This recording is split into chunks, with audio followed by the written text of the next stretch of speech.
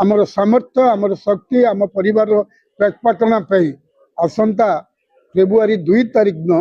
आम अनिर्दिष्ट काल सरकार उदासीनता एवं आम प्रति हेय ज्ञान एवं आम प्रति जो अवास्तव उद्भट कटु मंतव्य प्रदान कर विरुद्ध प्रतिवाद करूँ आमर न्याय दाबी करूँ। फेब्रुआरी मास 2 तारिख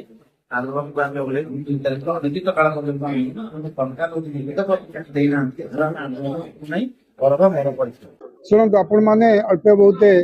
सारा ओडिशा समस्त व्यवस्था जानी जे आमे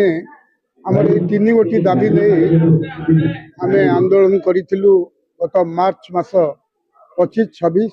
26, 27, 28 से दिन मान्यवर 2 जन विधायक सरकारी दलर श्रीयुक्त बाबू सिंह इराशीष आचार्य आसी आमको कहते मान्यवर मुख्यमंत्री गोटे सब कमिटी करिसेंती श्रीयुक्त पृथ्वीराज हरिचंदन मान्यवर आईन मंत्री अध्यक्षता 28 तारीख आपण सहित आलोचना मार्च 28 आम आलोचना गलु एवं आलोचन मान्यवर आईन विभाग मान्यवर मंत्री कहले जे आपण को गोटे डेलीगेट मुख्यमंत्री सहित ए बाबद आलोचना ही यार निर्यास बाहर आमर 3टी दाबी था कि दुख और परितापर विषय आम सहित मान्यवर मुख्यमंत्री आलोचना दूर कथा अधिकंतु दिनकू दिन व्यापक छटे चली बेले मान्यवर मुख्यमंत्री दिनकू दिन विवृत्ति आमको हतोत्साहित निरुत्साहित कर बाध्य आमर सामर्थ्य आमर शक्ति आम परिवार प्रतिपाटना आसंता फेब्रुआरी 2 तारिख दिन आम अनिर्दिष्ट काल 70,000 कर्मचारी दरकार पड़े परिवार सदस्य सरकार उदासीनता एवं आम प्रति हेय ज्ञान एवं आम प्रति जो अवास्तव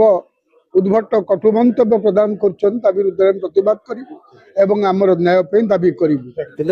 गोटे मास मध्य आईन मंत्री अध्यक्षता एक कमिटी गठन हो दाबी पूर्ण कर 10 मास बीती जाते कौन मीटिंग करने तो दूर कथा आलोचना करना आउ थे आम आंदोलन पूरा रेडी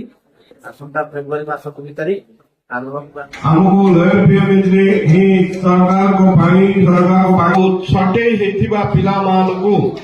पुनर्निजुक्ति देवे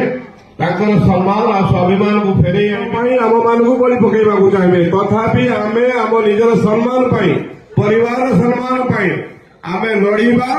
न्याय दाबी हासिल करवा ए विश्वास मोर अच्छी केवल आता पाइबा सरकार आमर समस्त दाबी गुड़ा को मानि नेबे आमर कथा कामटा को ही करेंगे ए विश्वास रखुची सरकार को पाखरे समान परिवर्तित परिस्थिति से भ्यू